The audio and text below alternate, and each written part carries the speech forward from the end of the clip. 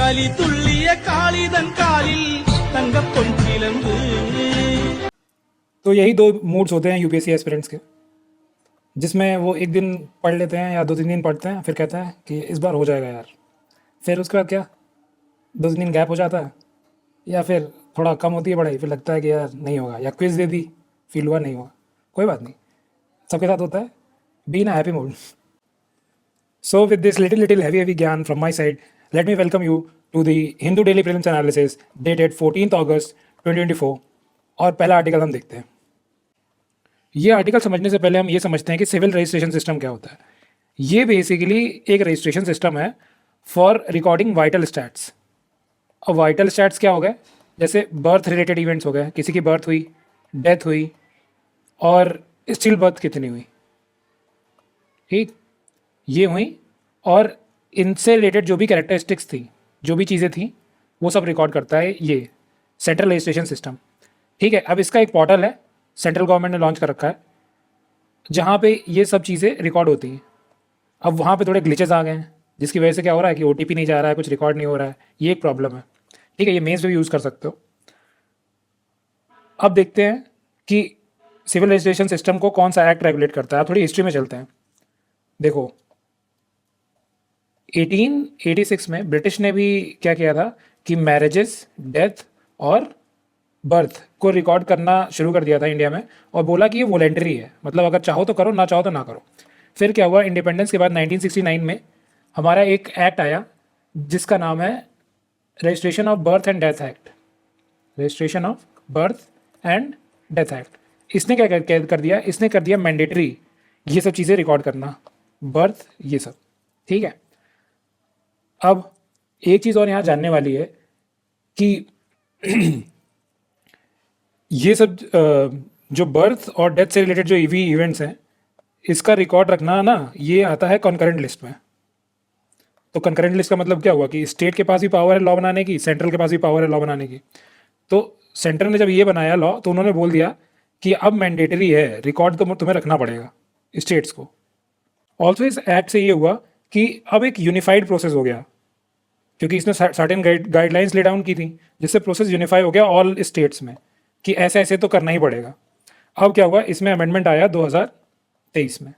उसने क्या बोला, अब अमेंडमेंट में ये बोला गया कि देखो कि अब डिजिटल सर्टिफिकेट इशू करेंगे, आधार कार्ड से पेरेंट्स की डिटेल भी लिंक कर देंगे बच्चों में, और थोड़े ऐसे ही प्रोविजंस आए. ठीक, तो अब इतना बेसिक समझ गए. अब देखते हैं कि अथॉरिटी कौन है इसमें. तो देखो, जो सिविल रजिस्ट्रेशन सिस्टम को मेंटेन करती है वो है अथॉरिटी हमारी रजिस्ट्रार जनरल ऑफ इंडिया, और ये हेड होता है किसका, of registrar general and census commissioner, जो कि आता है मिनिस्ट्री ऑफ होम अफेयर्स के अंदर.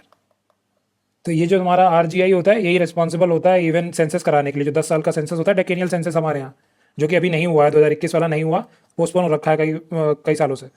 ठीक है, तो ये अथॉरिटी याद रखना, सिविल रजिस्ट्रेशन सिस्टम याद रखना, और ये याद रखना कि कॉन्करेंट लिस्ट में आता है क्या, बर्थ और डेथ का रजिस्ट्रेशन और रेगुलेशन. नेक्स्ट चलते हैं. अब इस आर्टिकल को समझने से पहले ये समझते हैं बैलेस्ट वाटर होता क्या है. अब देखो, जैसे ये शिप है, तो जैसे अभी तो कार्गो है, तो इसका वेट है इसमें, तो क्या है, ये अपने आप को बैलेंस कर पा रही है वाटर में, क्योंकि एक मिनिमम अमाउंट ऑफ वाटर को डिस्प्लेस करना होता है शिप को टू रिमेन इन वाटर. ठीक है, बैलेंस्ड वे में रहने के लिए. लेकिन जब ये कार्गो हटा दिया हमने, तो वेट कम हो गया, तो हम क्या करते हैं, फिर ओशियन का वाटर हो गया या कोई भी वाटर ऐसा ले लिया जिससे इस जो शिप के अंदर डाल लिया ये वाटर. ठीक है, पंप कर लिया अंदर. अब क्या हुआ कि ये वेट और हमने ऐड कर लिया शिप में. अब शिप का बैलेंस बना रहेगा जब हम कार्गो को अनलोड कर रहे हैं.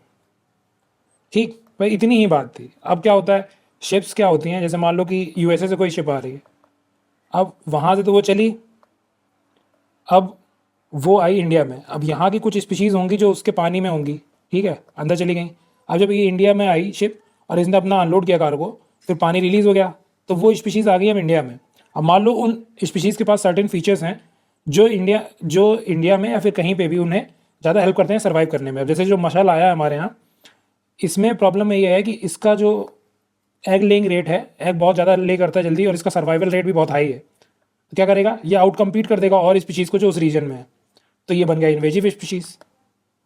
ठीक, तो यही नहीं है, और भी इन्वेजिव स्पीशीज हैं जो इस तरीके से आते हैं। इवन जो शिप की कंटेनर जो बाहर की स्टील बॉडी होती है ना, इस पे भी चिपक चिपक के चली आती हैं कई चीज़ें। ठीक है, तो पॉल्यूशन तो होता ही है। अब देखते हैं आर्टिकल में क्या लिखा है।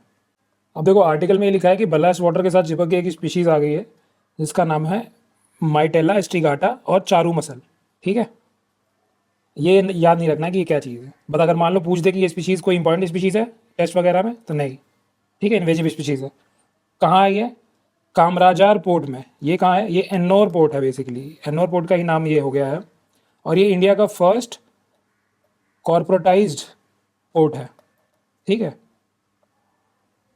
और मेजर पोर्ट है ये।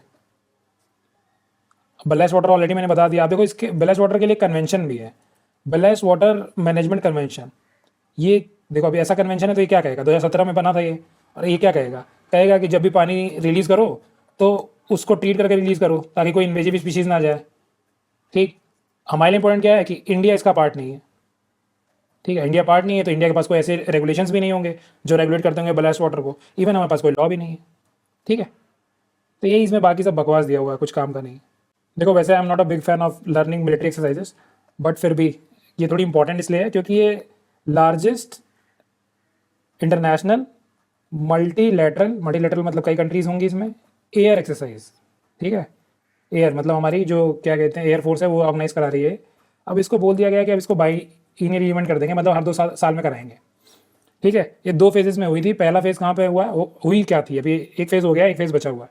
पहला हुआ था सुलूर तमिलनाडु में, और दूसरा कहाँ पे होगा, जोधपुर राजस्थान में होगा। तो पहला अभी पार्ट खत्म हो गया, दूसरा होगा। ठीक है, ये वैसे भी मैंने बाजीराम पॉइंटर्स में डिस्कस किया था, बट ठीक है नेक्स्ट चलते हैं। अब देखो ये प्रीलिम्स के लिए इतनी इंपॉर्टेंट स्कीम नहीं है, बट फिर भी क्योंकि आर्टिकल आ गया है तो बता देता हूँ। ये जियो पारसी स्कीम जो है मिनिस्ट्री ऑफ माइनॉरिटी अफेयर्स जो है उसकी स्कीम है, 2013-14 में लॉन्च हुई थी।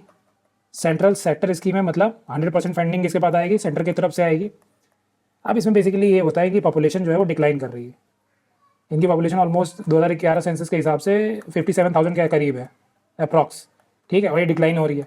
तो अब क्या करेंगे जियो पारसी में, क्या करेंगे, सपोर्ट देंगे, हेल्थ का सपोर्ट देंगे, इन सब चीज़ों का सपोर्ट देंगे। तो वो कॉम्पोनेंट्स इंपॉर्टेंट नहीं है, बस ये जान लो। इवन मेंस में कहीं लिख सको तो लिख लेना। नेक्स्ट चलते हैं।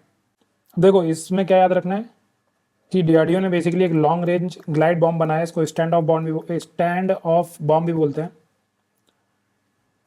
अब ये क्या होता है कि इसकी जो ट्रेजेक्टरी होती है ये बहुत फ्लैट होती है।